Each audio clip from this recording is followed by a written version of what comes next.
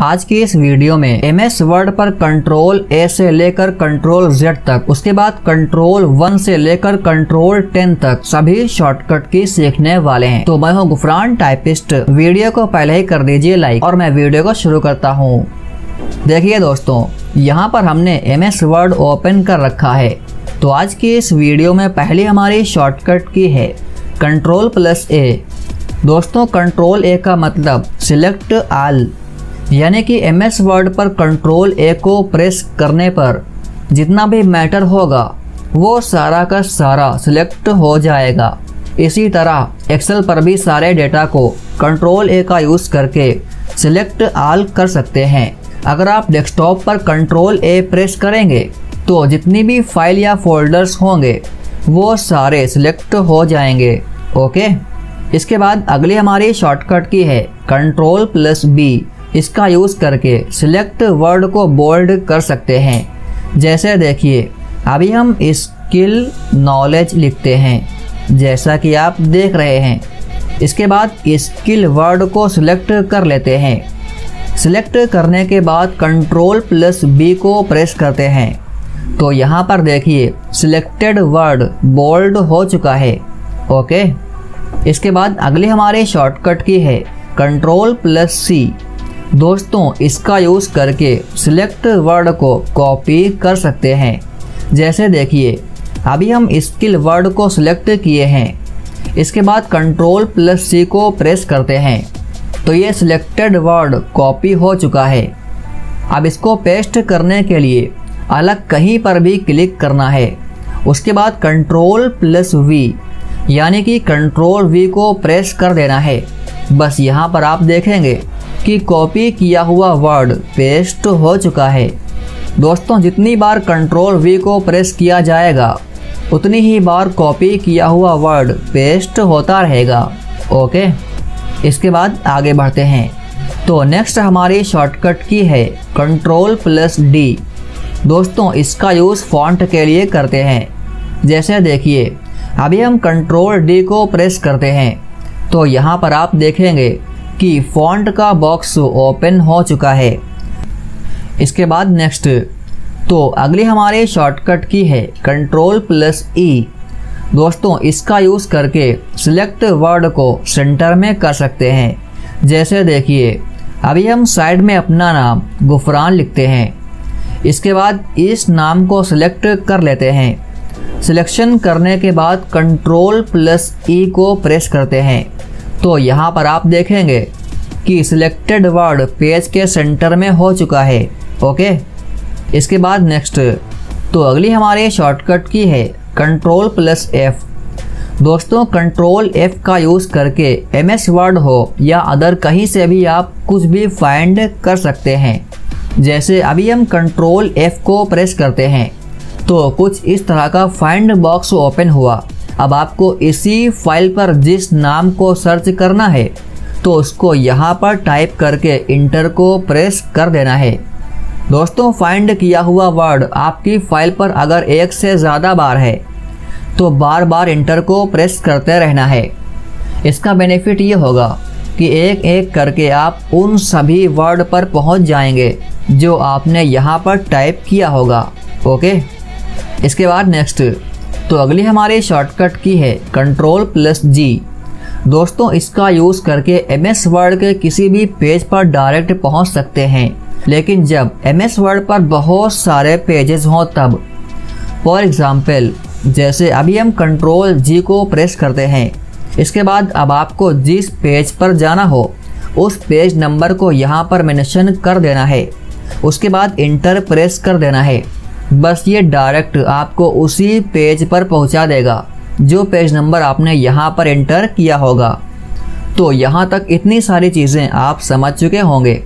इसके बाद अगली हमारी शॉर्टकट की है Ctrl+H। दोस्तों, इसका यूज़ किसी भी वर्ड को रिप्लेस करने के लिए किया जाता है। इसके बाद अगली हमारी शॉर्टकट की है Ctrl+I। जैसे देखिए, अभी हम किसी भी वर्ड को सिलेक्ट कर लेते हैं। उसके बाद Ctrl+I को प्रेस करते हैं तो यहाँ पर देखिए सिलेक्टेड वर्ड इटैलिक हो चुका है। ओके, इसके बाद अगर आपको फिर उसी तरह करना है तो कंट्रोल प्लस आई को दोबारा प्रेस कर देना है। बताने का मतलब यह है कि MS वर्ड पर कंट्रोल आई का यूज़ करके सिलेक्टेड वर्ड या पैराग्राफ को इटैलिक कर सकते हैं। ओके, इसके बाद आगे बढ़ते हैं। तो नेक्स्ट हमारी शॉर्टकट की है कंट्रोल प्लस J। दोस्तों, इसका यूज़ करके किसी भी पैराग्राफ को जस्टिफाई कर सकते हैं। जैसे देखिए, अभी हम इस पैरा के बीच में कर्सर को रखते हैं, उसके बाद कंट्रोल J को प्रेस करते हैं, तो यहाँ पर देखिए ये पैराग्राफ बराबर यानी कि जस्टिफाई हो चुका है। अगर दोबारा कंट्रोल J प्रेस करेंगे तो ये फिर उसी तरह हो जाएगा जैसा कि पहले था। ओके, इसके बाद आगे बढ़ते हैं। तो नेक्स्ट हमारी शॉर्टकट की है कंट्रोल प्लस K। जैसे देखिए, अभी हम कंट्रोल प्लस K को प्रेस करते हैं तो यहाँ पर हाइपरलिंक का विंडो ओपन हो गया। दोस्तों, MS वर्ड पर कंट्रोल K का यूज़ करके हाइपरलिंक ओपन कर सकते हैं। इसके बाद आगे बढ़ते हैं। तो नेक्स्ट हमारी शॉर्टकट की है कंट्रोल प्लस L। दोस्तों, इसका यूज़ करके सिलेक्ट वर्ड को लेफ्ट साइड कर सकते हैं। जैसे देखिए, अभी हम ऐसे वर्ड को सिलेक्ट करते हैं जो पेज के सेंटर में है। इसके बाद कंट्रोल प्लस L को प्रेस कर देना है। तो यहाँ पर देखिए आपका वर्ड कहीं भी हो, कंट्रोल L प्रेस करने पर लेफ्ट साइड शिफ्ट हो जाएगा। ओके, यानी कि कंट्रोल L को प्रेस करके सिलेक्टेड वर्ड को लेफ्ट साइड शिफ्ट कर सकते हैं। ठीक, इसके बाद नेक्स्ट, तो अगली हमारी शॉर्टकट की है कंट्रोल प्लस M। जैसे देखिए, अभी हम इसी वर्ड को सिलेक्ट कर लेते हैं, उसके बाद कंट्रोल M को बार बार प्रेस करते हैं, तो देखिए ये वर्ड एक एक टैब आगे बढ़ रहा है। बताने का मतलब ये है कि टैब की बजाय आप कंट्रोल M का यूज़ करके भी सिलेक्ट वर्ड या पैरा को आगे खिसका सकते हैं। ओके, इसके बाद नेक्स्ट, तो अगली हमारी शॉर्टकट की है कंट्रोल प्लस N। दोस्तों, ये तो आप जानते ही होंगे, अगर नहीं जानते हैं तो सुनिए। MS वर्ड पर कंट्रोल N को प्रेस करके एक न्यू फाइल इंसर्ट कर सकते हैं। जितनी बार कंट्रोल N को प्रेस करेंगे उतनी ही न्यू फाइल इंसर्ट हो जाएंगी। ओके, इसके बाद आगे बढ़ते हैं। तो अगली हमारी शॉर्टकट की है कंट्रोल प्लस O। जैसे अभी हम कंट्रोल O को प्रेस करते हैं तो दोस्तों, इसका यूज़ करके आप किसी दूसरी MS वर्ड की फाइल को इसी फाइल पर ओपन कर सकते हैं। ओके, तो यहाँ तक इतनी बात आप समझ चुके होंगे। इसके बाद नेक्स्ट, तो अगली हमारी शॉर्टकट की है कंट्रोल प्लस P। दोस्तों, इसका यूज़ करके अपनी फाइल को प्रिंट कर सकते हैं। जैसे अभी हम कंट्रोल P को प्रेस करते हैं तो यहाँ पर प्रिंट का विंडो ओपन हो चुका है। अब अगर आपको सभी पेजेस प्रिंट आउट करना है तो ऑल पर ओके करना होगा।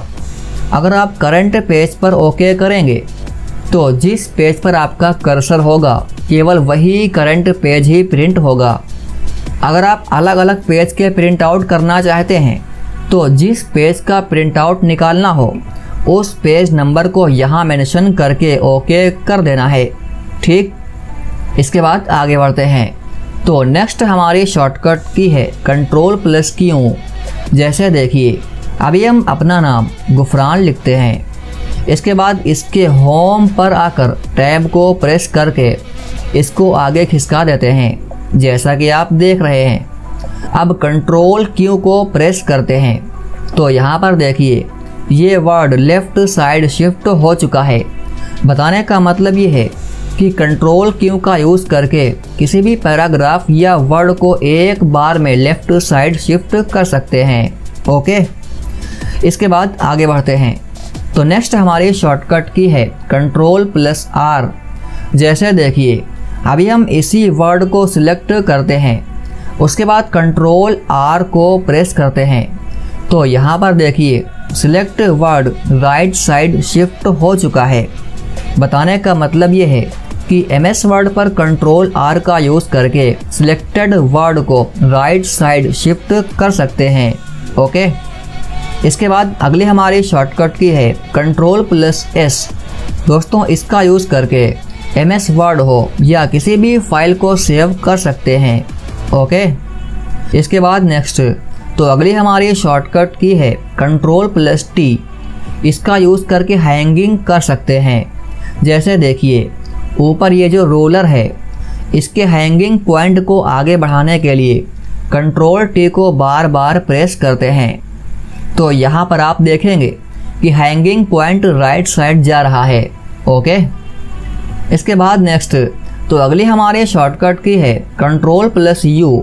जैसे अभी हम किसी भी वर्ड या पैराग्राफ को सिलेक्ट करते हैं, सिलेक्शन करने के बाद Ctrl+U को प्रेस करते हैं तो यहाँ पर देखिए सिलेक्ट वर्ड्स या पैराग्राफ पर अंडरलाइन हो चुकी है, जैसा कि आप देख रहे हैं। दोस्तों अंडरलाइन को हटाने के लिए पहले सिलेक्ट करना होगा, उसके बाद फिर से Ctrl+U को प्रेस कर देना होगा। बस आपके सिलेक्टेड वर्ड या पैराग्राफ की अंडरलाइन रिमूव हो जाएगी। इसके बाद आगे बढ़ते हैं तो नेक्स्ट हमारी शॉर्टकट की है Ctrl+V। दोस्तों जैसा कि अभी आपने Ctrl+C के बाद Ctrl+V का यूज़ करना सीखा था, अगर नहीं याद है तो वीडियो को फिर से देख सकते हैं। वैसे Ctrl+V का यूज़ करके कॉपी किए हुए वर्ड को पेस्ट कर सकते हैं। ओके, इसके बाद अगली हमारी शॉर्टकट की है Ctrl+W। दोस्तों इसका यूज़ करके करंट एक्टिव विंडो क्लोज कर सकते हैं। प्रैक्टिकल देखने के लिए अभी 1 मिनट रुके रहिए। नेक्स्ट शॉर्टकट की है Ctrl+X। जैसे देखिए अभी हम किसी भी वर्ड को सिलेक्ट करते हैं, उसके बाद Ctrl+X को प्रेस करके इस वर्ड को कट कर लेते हैं। अब उस वर्ड को जहां पर भी रखना हो तो पहले इस तरह से वहां पर कर्सर को रखिए, उसके बाद Ctrl+V को प्रेस करके पेस्ट कर दीजिए। बताने का मतलब ये है कि Ctrl+X का यूज़ करके सिलेक्ट वर्ड को कट कर सकते हैं और पेस्ट करने के लिए Ctrl+V का यूज़ करते हैं। ओके, इसके बाद नेक्स्ट तो अगली हमारी शॉर्टकट की है Ctrl+Y।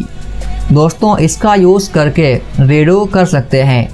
जैसे देखिए अभी हम अपना नाम गुफरान लिखते हैं, उसके बाद Ctrl+Z यानी कि Ctrl+Z को प्रेस करके अंडू कर देते हैं तो ये वर्ड गायब हो चुका है। अब ये दोबारा नहीं आएगा जब तक Ctrl+Y को प्रेस नहीं करेंगे। जैसे अभी हम Ctrl+Y को प्रेस कर देते हैं तो देखिए अंडू किया हुआ वर्ड रीडू हो चुका है। तो दोस्तों यहाँ तक इतनी सारी चीज़ें आप समझ चुके होंगे।